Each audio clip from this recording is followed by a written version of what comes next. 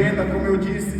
Talvez Noé não colocou na agenda dele dar um passeio, fazer um cruzeiro em uma arca, mas o Senhor colocou, o Senhor o direcionou. A enfermidade, uma dor na coluna, nos ossos, no nervo, às vezes não nos pede licença, mas ela chega. Um infarto, câncer, elas não batem, nos avisam. O dia mau chega para todos. Seja ele, não importa a classe social, não importa a casa, o condomínio, o apartamento que você mora, o carro do ano, a conta bancária, seja você jovem, seja você casado, casada, todos nós passamos por guerras, por adversidades, por batalhas, mas nesta manhã o Senhor nos dará as estratégias necessárias para vencer toda e qualquer situação, vencendo minhas guerras, vencendo minhas batalhas, vencendo diante dos desafios que são colocados ou que surgem dentro de nós, em nossas vidas. Se você está com a sua Bíblia aberta, volte ao texto comigo, do capítulo 10 de Daniel, capítulo 10, o versículo 10 também e 11, vamos reler esse texto. Em seguida a mão de alguém tocou em mim e me pôs sobre as minhas mãos, os meus joelhos que talvez estavam cansados de tanto orar. O texto diz que Daniel orava pelo menos 3 vezes ao dia. Seus joelhos talvez já estavam calejados, marcados, vacilantes. Versículo 11, e ele disse: Daniel, você é muito amado. Ponto. Você é muito amado, Jonas. Muito amado. Pode segurar aí esse verso aí. Meus irmãos, observe que Daniel estava em guerra, como talvez a maioria de nós, ou se não todos nós que estamos aqui nesta manhã.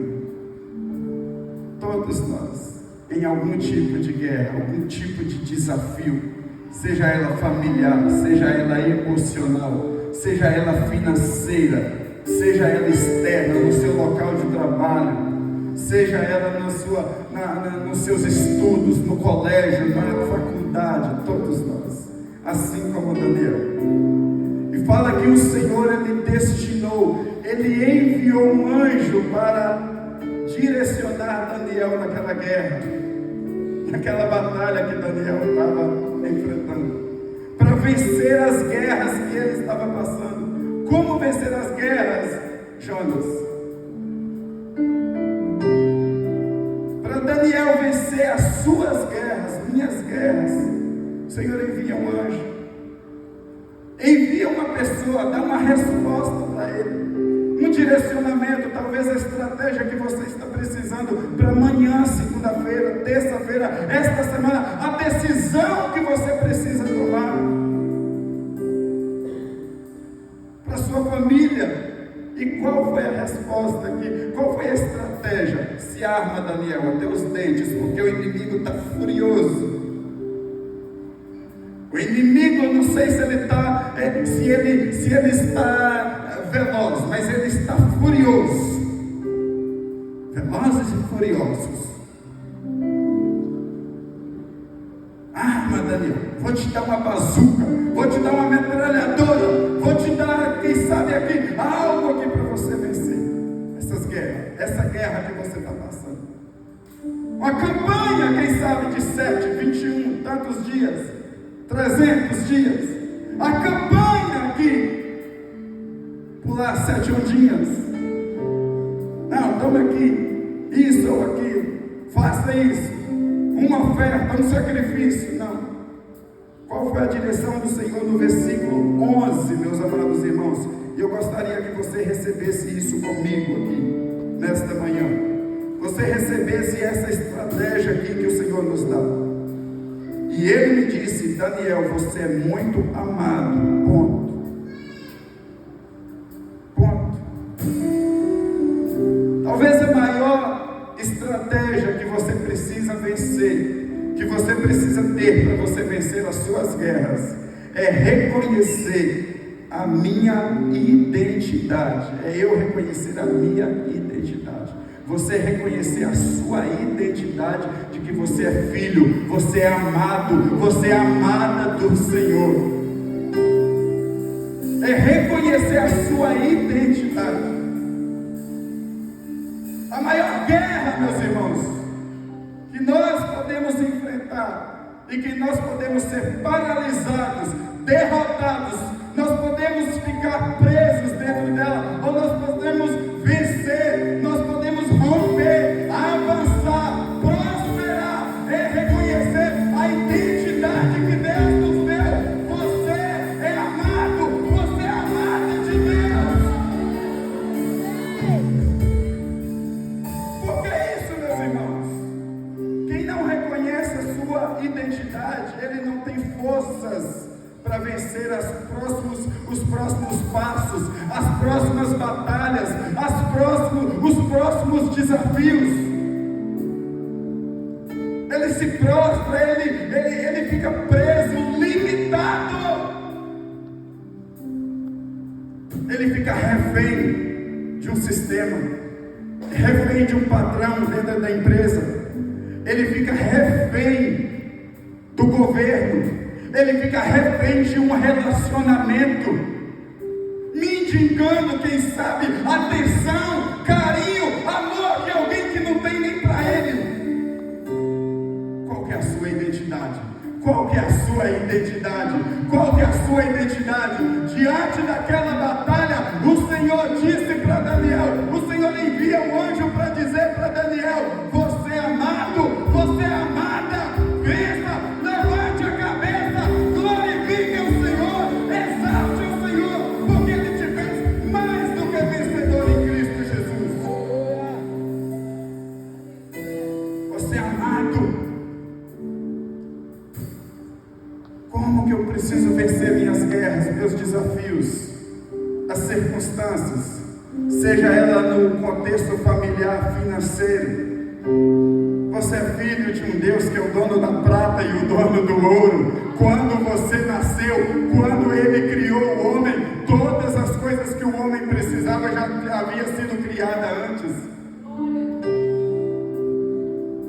Sabe o que o Senhor está falando para mim e para você aqui, meus irmãos? E eu digo para vocês que Satanás, uma das coisas que ele não tem é criatividade, não tem sabedoria, o discurso dele é o mesmo. Não deu certo com um, ele muda para outro. Não deu certo com Moisés, ele tenta Josué. Não deu certo com Josué, ele tenta Caleb. Não deu certo com Elias, ele tenta Daniel. Não deu certo com Daniel, ele tenta Isaías. Não deu certo com Isaías, ele tenta Ezequiel. Não conseguiu com Ezequiel.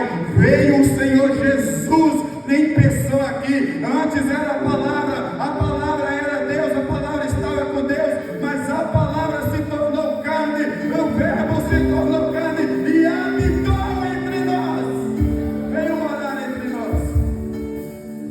E aí ele usa o mesmo discurso para Jesus. Mateus capítulo 3, o verso 16 e 17.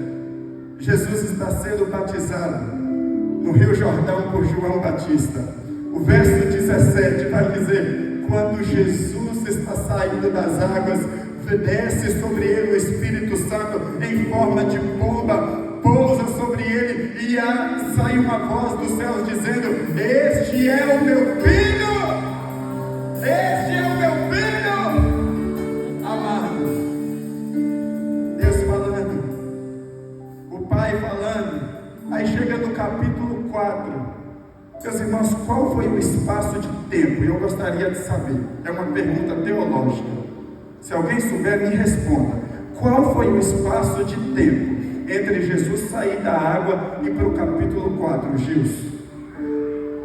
Jesus escuta uma voz aqui. Este que é o Pai falando, este é o meu filho amado. Capítulo 4, no verso 3. O que Satanás fala para Jesus? Está ali na tela? O tentador aproximou-se dele e disse: se és o Filho de Deus. Como assim, Satanás? Se Sim, não há espaço para dúvida. Nesta manhã, vença a guerra da inferioridade, vença a guerra talvez do abandono, vença a guerra da circunstância. Você é filho de Deus, você é amado do Senhor. Pode aplaudir a Ele, pode glorificar o nome do Senhor. Não deixe Satanás te roubar. Vai procurar seus capangas, Satanás. Eu não tenho tempo para você, não. Eu não tenho tempo para você. Olha o que Daniel estava passando, meus irmãos. Abra a sua Bíblia. Volta a Daniel agora no capítulo 1. Capítulo 1. Capítulo 1, versículo 3 de Daniel. Daniel estava num lugar, uma terra distante. Daniel estava a cerca de 1440 quilômetros da sua terra natal. O versículo 3 diz assim: depois o rei ordenou a Aspenaz, Daniel capítulo 1, verso 3, o chefe dos oficiais da sua corte, que trouxesse alguns dos israelitas da família real e da nobreza, jovens sem defeito físico, de boa aparência, cultos, inteligentes, que dominassem a vários campos do conhecimento e fossem capazes para servir no palácio real. Ele deveria ensinar-lhes, doutrinar-lhes na literatura dos babilônios. Olha só, meus irmãos, a guerra. Na escola, na faculdade, não querer que esses jovens vá por legacy camp. De sua própria mesa o rei designou-lhes uma porção diária de comida e de vinho. Eles receberiam um treinamento durante 3 anos e depois disso passaria a servir o rei. Versículo 6. Entre esses estavam alguns que vieram de Judá: Daniel, como nós falamos aqui, Hananias, Misael e Azarias.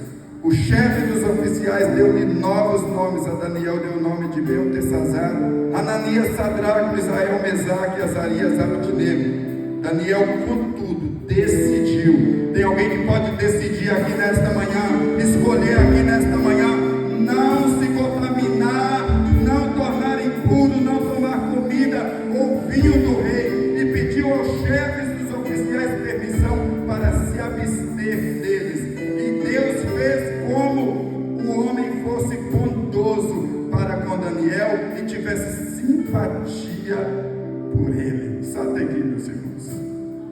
Daniel estava numa terra distante.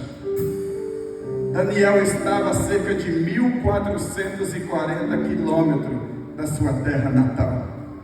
Poderia dizer: eu estou sem minha família, eu estou aqui sem meus amigos, eu estou aqui sem um relacionamento que eu talvez projetei.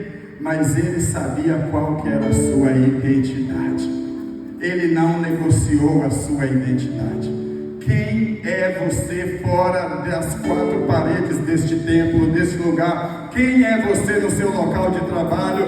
Quem é você na sua faculdade, na sua escola? Você tem uma identidade, você é filho, você é filha de Deus.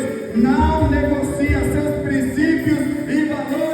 Vença qualquer guerra sobre você, reconhecendo em primeiro lugar a sua identidade de filho ou filha de Deus. Esta é uma forma de nós vencermos, meus irmãos, nossas guerras, minhas guerras e suas guerras, seja ela onde nós estivermos, seja ela, meus irmãos, quais forem. E principalmente quando nós estamos longe do ambiente, contexto igreja, familiar, seja geográfico ou seja no ambiente de conversa, uma mesa entre pessoas discutindo ali, quem sabe conversas que chegam até nós. Lembra de Moisés? Eu falei dele agora há pouco. O inimigo tentou ele. Hebreus 11, 24 e 25 dá um testemunho sobre Moisés. conhecido como a galeria dos heróis da fé, que venceram suas guerras. Dá uma olhadinha, Hebreus 11, capítulo 11, versículo 24 e o 25, falando sobre Moisés. Pela fé, Moisés já adulto, ele recusou ser chamado filho da filha do faraó. Versículo 25, por quê? Porque ele preferiu ser maltratado com o povo de Deus a desfrutar o prazer transitório ou momentâneo do pecado. Você tem noção, tem entendimento do que é isso, meus irmãos? Moisés sabia qual que era a sua identidade.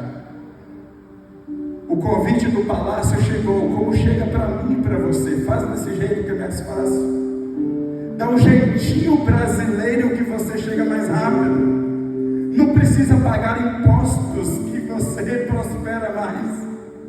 Ah, mas se você pode, jovem ainda, para que ir para cartório? Para que ter que pagar? Meu documento lá está muito caro. Você pode apenas juntar os panos.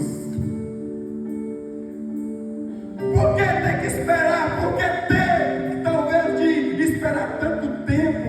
Essa coisa de cerimônia tem muito gasto. Você pode antecipar. Cadê os jovens aí? Quem está solteiro aqui ainda? Quem está solteiro aqui? Quem está solteiro ainda? Quem está solteiro? Pode levantar a mão, sem medo. Sem medo, sem medo. Deixa eu ver você. Tem promessa. Levante as duas mãos, Wellington. Os dois pés também. Levante. Eita Jesus. Tem promessa de Deus. Mas aguarde o tempo do Senhor.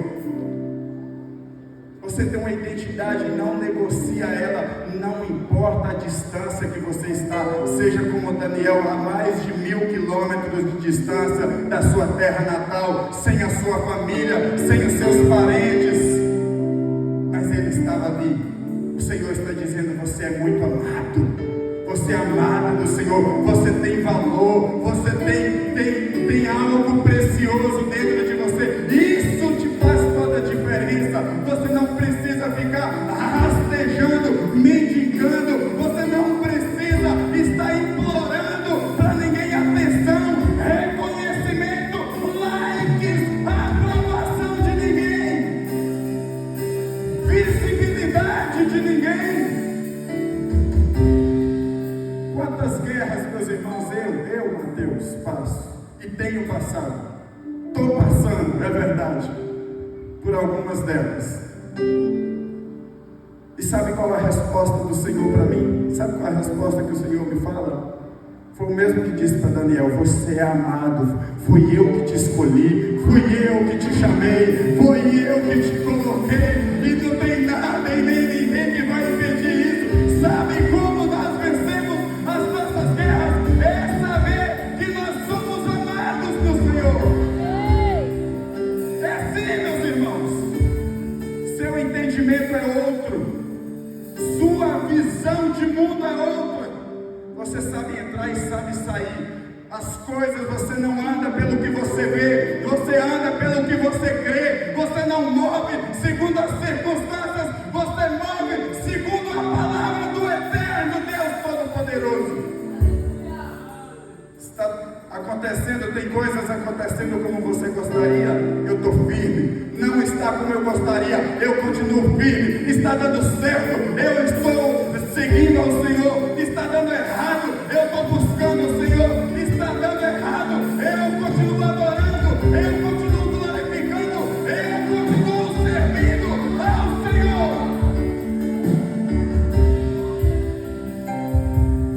Aprendo algo mais nesse texto, meus irmãos. O versículo 12. Olha o que a palavra do Senhor diz. Nós lemos o 10 e o 11. Mas olha o versículo 12, o que diz. Capítulo 10 de Daniel, versículo 12. Olha o que diz. E ele prosseguiu. Podemos prosseguir? Podemos continuar? Podemos continuar, meus irmãos? Está cansado, não?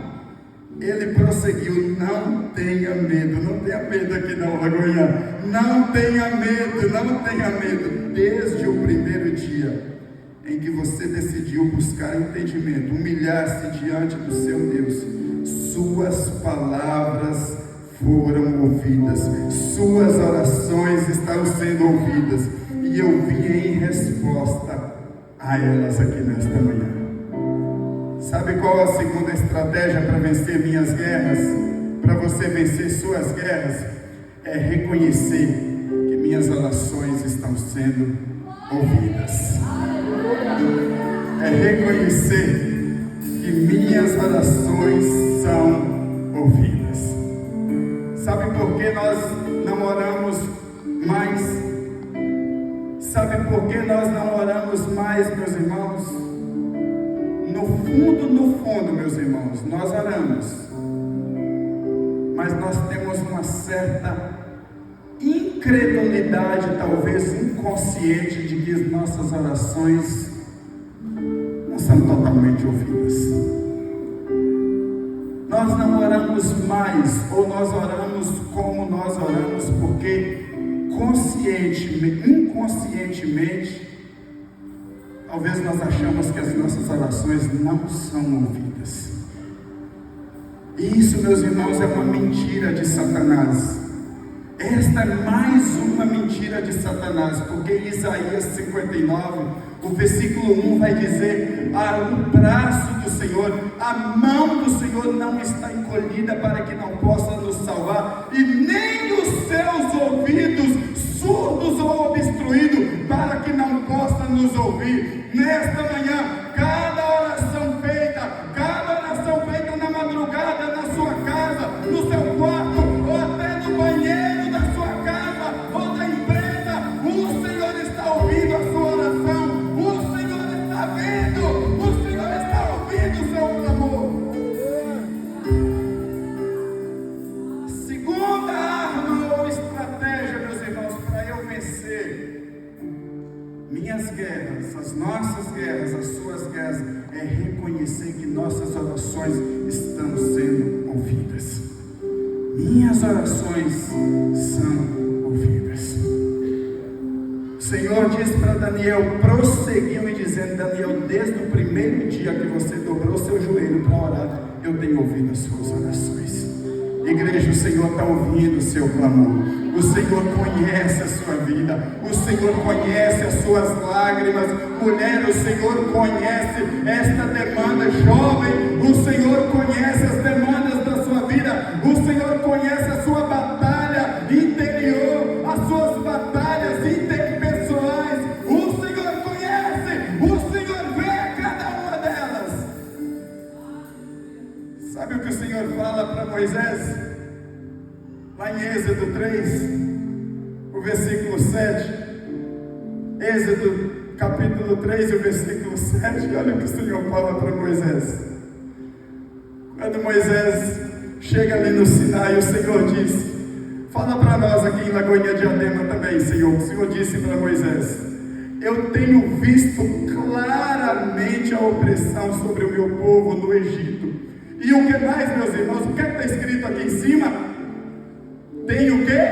No Egito e escutado o seu clamor por causa dos seus feitores, pois me preocupo com o sofrimento deles. Olha o versículo 8: por isso eu desci para livrá-los das mãos dos egípcios e tirá-los daqui para uma terra boa e vasta, onde flui leite e mel, a terra dos cananeus, dos heteus, dos amorreus, dos ferezeus, dos heveus, tudo que é jebuseu. O Senhor tem uma promessa para você. O Senhor tem uma nova terra. O Senhor tem uma bênção para você, para sua casa, para sua família, porque Ele tem ouvido as suas orações, as suas lágrimas. As nossas orações chegam sim ao altar do Senhor. E por que nós não oramos mais? Porque nós achamos que ela não faz diferença. Porque às vezes nós geramos uma expectativa errada, meus irmãos. O Senhor faz um paralelo. Deus faz uma analogia do pai biológico e o Pai Celestial. Claro que o Pai Celestial é perfeito. Eu sou pai, meus irmãos. Eu sou pai. Todos os dias minhas filhas me pedem algo. Pelo menos para colocar no colo, elas pedem. Me dá cola no colo. Eu sou pai. E o Senhor fala: se vocês, sendo pais humanos, sabem dar boas coisas aos seus filhos, nenhum filho de você pedindo uma pedra, você vai te pedindo um pão, você vai dar uma pedra no lugar. Se te pedir um peixe, você não vai dar um escorpião, uma cobra no lugar, não. Quanto mais o Pai Celestial não vai dar coisas boas aos seus filhos. Deus, Ele está pronto para ouvir nossas orações. E às vezes nós pensamos: não, mas não faz diferença minha oração, porque talvez você coloque uma expectativa: não, o Senhor vai me responder na hora que eu quero. Ontem minha filha mais nova estava me pedindo algo: eu quero. E eu falei: não é agora. Pode ser que depois eu dou. Enquanto o Senhor falava é assim. Você vai falar amanhã. Para os meus filhos também. Porque às vezes nós esperamos que o Pai Celestial vai fazer do jeito que eu quero, na hora que eu quero. E se Ele não fizer, eu faço greve. Eu bato o pezinho no chão. Fico de calundu. Beicinho. Greve de igreja. Desapareço. Sumo. Não sei de onde. Não sei para onde. O salmista fala: se eu subir ao céu, o Senhor vai estar lá. Se eu fizer a minha cama no mais profundo do abismo, o Senhor vai estar lá. Se eu for para a extremidade do mar, o Senhor vai estar lá também. Para onde eu irei da tua presença? Se Ele está em todos os lugares, seus olhos estão em todos os lugares. Provérbios 15, 3. O Senhor conhece todas as coisas. E nós achamos que o Senhor vai responder do jeito que a gente quer, na hora que a gente quer, ou do jeito que a gente quer. Tem pelo menos 3 respostas que Deus dá em nossas orações. Ou Deus pode responder com sim, ou Deus pode falar não, ou Deus pode falar: não é o momento, não é a hora. Então, meus irmãos, creia. Dá uma olhada no que diz Lucas capítulo 1. Evangelho de Lucas, o capítulo 1. Dá uma olhada comigo. Lucas capítulo 1. O que a palavra do Senhor fala para nós nesse momento? O versículo 11 ao 13. Lucas capítulo 1, verso 11 ao 13. Então um anjo, o Senhor disponibiliza os seus anjos a serem ministradores à sua igreja, ao seu povo. Um anjo do Senhor apareceu a Zacarias à direita do altar do incenso. Versículo 12. Quando Zacarias viu o anjo, ele ficou assustado, dominado pelo medo. Versículo 13. O anjo, porém, lhe disse: não tenha medo, Zacarias, não tenha medo, Lagoinha Diadema, pois a sua oração foi ouvida. A sua oração está sendo ouvida aqui nesta manhã. Jesus vai dizer mais uma vez: Pai, graças eu te dou, porque o Senhor sempre me ouves. Sempre me ouves. Como vencer minhas guerras? Vencendo minhas guerras, meus irmãos, primeiro é reconhecer minha identidade no Senhor. Você tem uma identidade aqui nesta manhã. Sua identidade é de filho, de filha. Segundo, é reconhecer que as suas orações estão sendo ouvidas. E em terceiro, para a gente encerrar, meus amados, em terceiro lugar, para a gente caminhar para o início do fim, o que a palavra de Deus fala? Vamos voltar para Daniel, capítulo 10. Vamos dar uma olhadinha nos versos finais que nós acabamos de ler. O versículo 18 e o 19, que diz assim.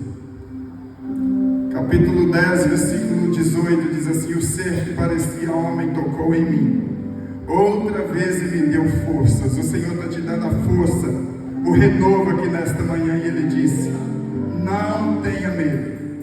Você que é muito amado, que a paz seja com você. Seja forte, seja forte, seja forte aqui nesta manhã para enfrentar as suas guerras, suas batalhas, seus desafios. Dita essas palavras, senti-me fortalecido. Tem alguém recebendo fortalecimento do Senhor, renovo do Senhor aqui nesta manhã? Eu me senti fortalecido. E disse: fala, meu Senhor, visto que me destes forças. Terceiro e último lugar, meus amados, reconhecer que o Senhor está me fortalecendo para vencer. Você pode dar mais uma glória a Deus? Reconhecer que o Senhor está me fortalecendo para vencer meus desafios, meus embates, minhas batalhas. O Senhor está me dando forças. Eu não sei vocês, eu não sei cada uma que está sentadinho aqui nesta manhã, mas enquanto o Senhor ministrava essa palavra do Senhor, veio um renovo dentro de mim, veio uma força dentro de mim, meus irmãos, veio um vigor, veio uma disposição. Eu falei: Satanás, ou você sai da minha frente, ou você vai ser atropelado pelo poder de Deus, ou você vai ser queimado pelo poder de Deus, porque o Senhor me deu força, o Senhor me deu renovo, o Senhor me fortaleceu. Eu não sei vocês, meus irmãos, eu não sei cada um que está aqui, ou cada situação que você está passando, mas o mesmo Deus que falou com Daniel, o mesmo Deus que falou comigo, Ele pode te renovar, Ele pode te fortalecer, Ele pode te dar ânimo para vencer mais um dia, mais uma semana, mais um mês, mais um ano de 2025, 26, 27, 28 e todos os dias da sua vida, na sua casa, no seu ministério, no seu chamado, na sua empresa, nos seus negócios. Ele está me dando força, Ele está me renovando, Ele está me fortalecendo para vencer os embates da vida. Meus irmãos, o Evangelho, Jesus não nos enganou. Se o Evangelho fosse moldeza, o mundo seria feito de gelatina. Meu Deus, que frase! Que frase! Se o Evangelho, se crente fosse para ser mole, o nosso cardápio seria comer sopa de minhoca. Ai, que nojo, pastor, não vou nem almoçar agora. O Evangelho não é para os fracos. Não é, meus irmãos, para aqueles que desistem no primeiro obstáculo, na primeira circunstância, no primeiro não que você escuta, primeiro não dos seus pais, dos seus líderes, dos seus pastores, não. Mas o Senhor te dá força aqui nesta manhã. Josué 1:9, o Senhor falando para Josué: seja forte, seja corajoso, tenha bom ânimo,